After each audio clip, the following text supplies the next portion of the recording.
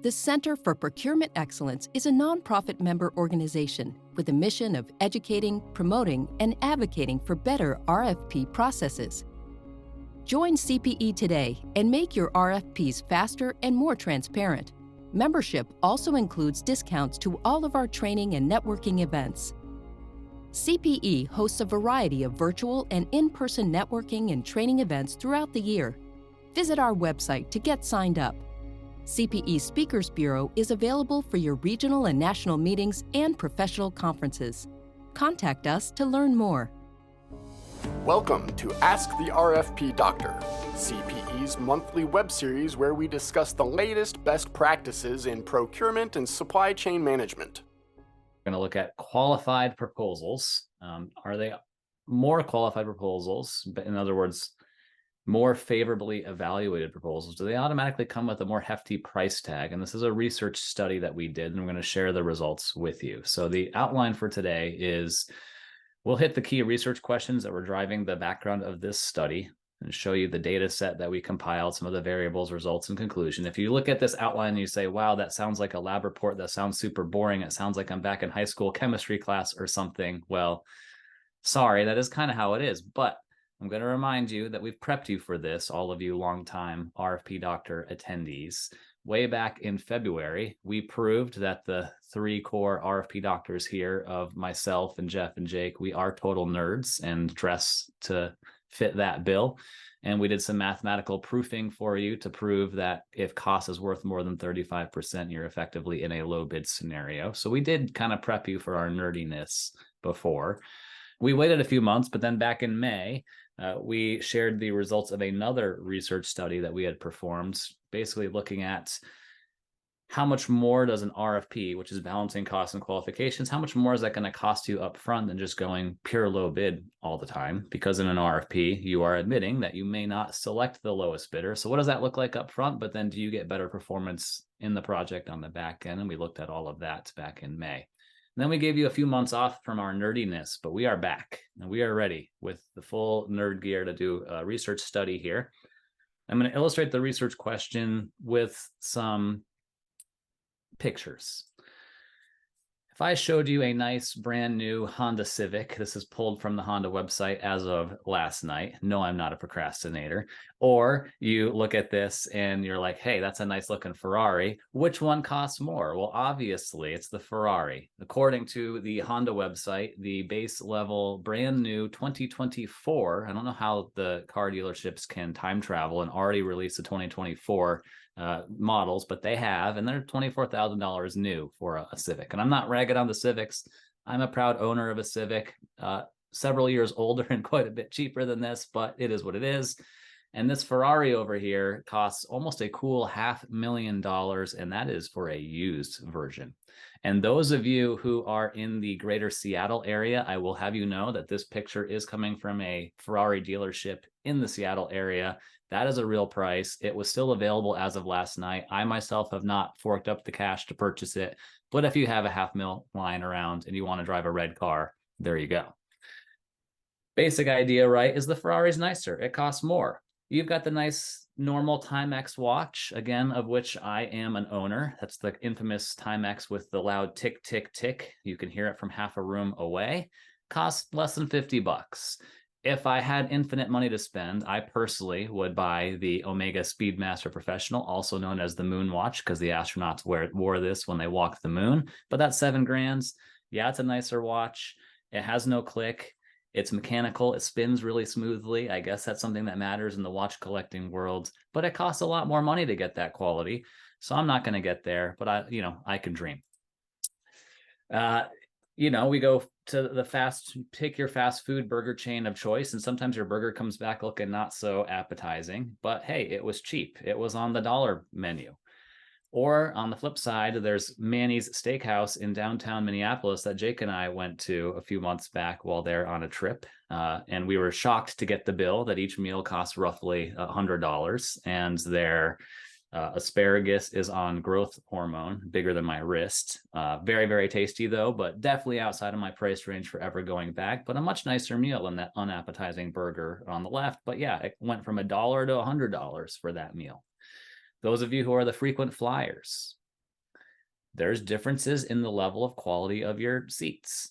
I looked this up last night, Jake. For me to fly from Kansas City to come visit you over there in Charlotte on a one-way ticket would cost me $95 in the economy class seating. I'd probably be in the middle seat just like this lady, double serving as a pillow, hence the cheaper price. I could have gotten a business class ticket to come see you, Jake. That's more like $400 one way. So, you know, better quality comes at a greater price. And then while I was searching, I couldn't help but continue my procrastination on the slides by searching the single most expensive plane ticket that mankind can purchase. And that's the 3 pictures below. This is on Emirates Airline. This is called the apartment. You basically get the top level of an Airbus to yourself. It's the size of an apartment, bigger than a hotel room. You get a full-size queen bed, nice little living room. You even have access to a spa. And I won't ask you to guess how much it costs. I'll just tell you, but a one-way plane ticket actually, it's not the apartment, it's called the residence. That sounds much more fancy. It's the residence when I check my notes here. But if you want to fly from New York City to Abu Dhabi in the residence, that's going to cost you a cool $66,000 for that one-way tickets. But hey, great quality, get pampered, feeling good. And also while I was searching airline prices, I happened across this gentleman who is an absolute innovator on Southwest Airlines, home of the open seating policy. For those who haven't flown them, that means you get to choose your own seats. And we all know that once you board, you're hoping that someone doesn't come and choose that middle seat next to you on Southwest Airlines. So looks like it's a pretty full row, right? Well, let me give you a slightly different angle. Some of you can see there's some shenanigans happening here. And if you haven't quite figured out the ruse, he posed for the camera to show you what he was doing to try to cover up that middle seat. This, my friends, is a true flight innovator. Anyway, the main point in all these examples is that it's clear to get better quality, it's going to cost you more money. So when it comes to our vendor proposals, and we are evaluating them, and we've got proposal number 1 on our evaluation rankings, it's the best proposal versus maybe proposal number 3 or whichever one came in last place for our given project. Sometimes we take that same thinking from our day-to-day life and have the assumption that maybe proposal 3 is going to be the cheapest, proposals in the middle can be a little bit more money, and then maybe the best proposal who we'd ideally like to work with, we're paying the money and forking over the treasure and emptying out every little last bit of the piggy bank to try to get that best vendor or supplier for our project. The question is that true? And why does that matter? Well, in an RFP, the reason that this matters is that we are truly balancing both qualifications and cost or financials, right? So on the left-hand side, we're looking for qualifications-based elements from our suppliers. We're scoring that some way, somehow across our evaluation committee and other factors that we're looking at non-price elements. And then on the cost side, we're typically taking those dollars that are proposed and factoring that into our overall calculation and trying to figure out the quote unquote best value for the project. So both of these things are happening. And the perception from all the examples that we just covered is that if qualifications are higher, does that also mean that the price tag attached to them are going to be higher? And it's qualifications, it's proposal, it's approach, it's expertise, it's experience. If we're asking for greater qualifications along those lines, does that mean it's going to be more expensive? In other words, are we going from the Civic to the Ferrari and also drastically increasing the cost alongside when we're in that scenario for our RFPs? And then what's the balance point here? That's the next question we're going to tackle is, in an RFP, what are the outcomes that we can expect to see when you're balancing the cost and qualification side? So I'll talk about that question as well. So that's the background. That's what we're trying to study here. We put together a bunch of data on this. Let me share what that looks like. We gathered the last 327 procurements that our group over at Simplar has helped organizations to procure. So we grabbed a bunch of data here, a lot of projects. Across those 327 projects, we grabbed every single individual proposal and all of the evaluation scores that went along with them. We have the full evaluation matrix to do that. When you added it up, it's more than 1,500 individual proposals where we had both cost elements and other qualifications-based pieces. That averages out to be roughly 5 proposals per project, which is probably pretty typical to what you see in your RFPs. Obviously, it could be more than that. We had several projects in there that had 10 plus proposals. You also have projects that have 2 or 3 proposals, but it averaged out to be about 5. And in terms of full disclosure here, most of these projects were in the architecture, engineering, and construction services areas. I know that's not everything that we all procure, but the reason that we focused in on this data set, beyond the fact that we had more than 300 of them recently, is also because this is a pretty highly established industry sector. We've got much more quality controls, I would say, on the scope of work or statement of work, because you've got the construction documents, specifications, or your standard engineering and architectural services. So it's much more established. We can kind of control for that. Whereas in other service-based or technology-based procurements, that quality of scope can vary greatly. So we wanted to try to control for that the best that we could.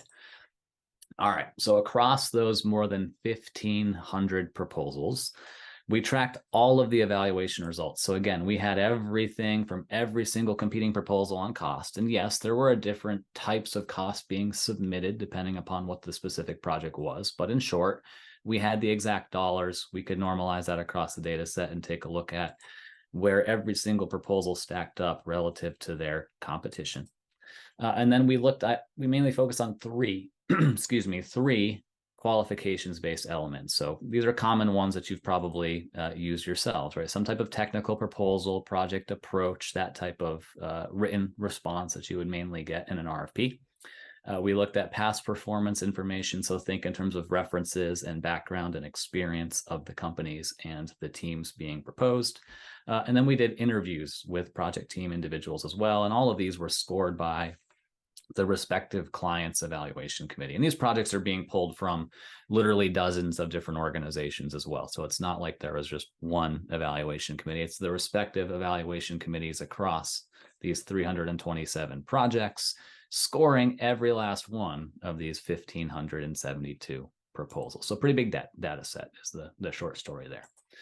So here's the results. We're trying to look at, number one, our higher qualifications, or in other words, more favorably evaluated proposals, are they going to come with a higher price tag? Because we have access to all of these scores and all of these costs. And the way that we looked at that is we looked at those evaluation scores for the technical proposals, for past performance, and for the interviews.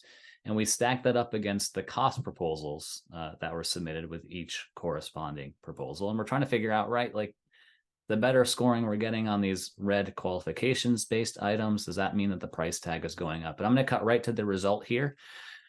We found absolutely zero correlation between qualifications and cost. Zero. We ran 26 different types of correlations, every possible combination we can think of across the entire data set for subsets of the data set. We sliced and diced it every which way. Again, 26 different correlation tests. A lot of fun for our research team and graduate students doing that, of course. And no matter how we sliced and diced the data, no matter how we looked at it, no matter how we normalized the costs, zero correlation between costs and qualifications. In other words, that association literally does not exist, at least if you believe in math and statistics. So no correlation. The next way we tried to tease this out is we looked at just the extremes. So if you think of more than 1,500 proposals and we have all the evaluation scores for them, what we next did is we just stacked up all the proposals. So on the top of the column, we basically had proposal number 1, which is close to receiving a perfect evaluation score from the committee. And then we just rank ordered every one of the proposals all the way down to last place, which is proposal number 1,572, which did not receive a very good score. That's why they were literally last out of 1,572 proposals. So we just kind of rank ordering these proposals based upon their score, and then we grouped them from there. And the way that we grouped them was in the 4 categories. We picked the top tier, cream of the crop proposals. They were receiving somewhere between 89 and 100% of the possible evaluation points. So basically 100% means that they received a perfect evaluation score. That client could not be any happier with the quality of proposal that was received. The next tier down would be your above average proposals. They got somewhere between 66 to 88%. So if you want to think about that maybe on a traditional 1 through 10 scale of your evaluations, these are like your 7s to 8s or 9s on a 1 through 10 scale for evaluation. So pretty good. Like you're happy with them. They're good. You got below average, and then, totally scary. Never would want to work with them. Terrible proposal quality, and evaluated horribly as such. So we had those 4 categories. And the thought is, well, maybe if we just kind of look across these stratifications of the proposals, we don't just do big old correlations. Maybe if we take a look at these groups, qualifications are going up as you go through this. What if we then introduce cost? Surely these top qualified proposal groupings are going to be more expensive than everyone else, right? Well, we ran the nerdy statistics and once again found literally 0 difference in costs across those groups. Does not exist. So once again, big old X mark over the thought that greater qualifications will necessarily correspond with greater costs. Literally, no matter how we slice and dice the data set, no matter which statistical test we ran, we couldn't manufacture a statistical relationship between costs and qualifications if we tried. Nothing worked. There's no relationship. We couldn't tease one out. So I'm going to bring you to the second question then. If that's the case, then what type of results are we getting in an RFP that is balancing both costs and qualifications? This is a nerdy table of probabilities of kind of outcomes across the 327 projects here. And I'm going to interpret this for you so you get a sense of what's going on. So if you focus on this number, what this number is representing is that 24% of the time, clients who are running these types of RFPs still selected the lowest bidder. So first place in cost means lowest bidder. That's the best cost proposal, of course. So the client selected the lowest bidder. And they also happen to be getting the top qualified proposal within that batch of proposals. So in other words, a quarter of the time, those selected bidders or proposers were both the lowest bidding cost option and the single best qualified respondent. That's happening in a quarter of times. So that's what that number means. Now, the flip side of this, if you go outside of an RFP realm and you think about a pure low bid selection model, this also means that more than 3/4 of the time, low bid will not be getting you the best qualified firm. So keep that in mind. This is more of a dig at low bid than anything else when you look at that 24% number in the RFPs. What this is telling you is that 3/4 of the time, your low bidder will not be the best qualified firm. If you're going low bid on something, just know that the math says you are not likely to get the best qualified firm. Now, another number to look at in this table. In these RFPs, this 42% number across this top row is telling us that we're still getting 42% of our overall selections went to the lowest bidder. We're still picking the low bidder quite frequently, even in our RFPs. So that's kind of interesting. The other thing, though, is if you look at the first column, this represents being first place in the qualifications-based elements. We're selecting the best qualified more than half the time as well. So that's interesting too. I think taking those two numbers together, it's showing us that we're getting a pretty darn good balance of both cost and qualifications when we're using these types of RFPs that are factoring both together in the quote unquote best value. So that's somewhat interesting. Just again, just math, just probabilities. There's other fun things you can tease out from this. So for example, if you combine these two numbers and you add them together, what it's giving you is that more than 1/3 of the time, the RFP is selecting the lowest bidder, but the top 2 in qualifications, either first place or second place, most qualified or second best qualified firm who's also the low bidders. That's some pretty good odds in our favor as well. Expand that to grab the next row here and get these numbers, add them all up. 2/3 of the time, RFPs are giving us top 2 in both qualifications and cost. What that means is you're selecting a proposal that is within the top 2 cheapest prices and also within the top 2 best qualified or best evaluated responses. So once again, a pretty good balance is what we're seeing. If we take a look at the selected proposal versus their competition, the competing pool of proposals, what we saw across all of these 1,572 proposals is that the selected cost was still 8% cheaper than the average bidder, the average proposal cost. In other words, you're beating the market by 8% in general. So that's a good number to know, while also getting substantially better performance in technical proposals, and especially the project team interviews. Past performance information, not a big differentiator. Those of you who have seen past RFP doctors know that there is some statistics behind which evaluation criteria best differentiates proposals, and past performance, frankly, is not it. And that's why you're seeing that lesser differential there. In other words, what this is telling you is that RFPs are giving you highly competitive outcomes, both in terms of qualifications, getting strong qualifications, but also still getting much better than market rate pricing. Even though an RFP is exposing our organization to selecting someone other than the low bid, we're still getting much better than market rates, is what this data set is saying. So in conclusion, thank you for hanging out for some data. Our 2 research questions are shown. Number 1, when we are looking at whether higher qualifications are also associated with higher costs in our proposals, the short answer is nope, definitely not. I should have wrote nope instead of no caps lock, but you get the message. And then no matter what we did, there's no correlation there. We couldn't find a correlation between costs and qualifications no matter what we did. And the selection outcomes are pretty favorable. They're well balanced and still highly competitive when you use a solid RFP process. Or we're still often getting the lowest cost or best qualified, and we're getting a good balance between those no matter what. And low bid, conversely, is rarely going to get you a strongly qualified firm, is what we're seeing. So if you have a nice executive or senior leadership working at your organization wearing the fancy suit, and they're thinking about proposals in the same way you might think about purchasing vehicles, that higher quality is going to cost a lot more, you now have the data to say no, quality does not cost more. So long as we're using an RFP that follows best practices, this correlation literally doesn't exist. A bunch of nerds told me so, and that is that. So with that, we hope you enjoyed our teaching moment for the day. This has been Ask the RFP Doctor, brought to you by the Center for Procurement Excellence.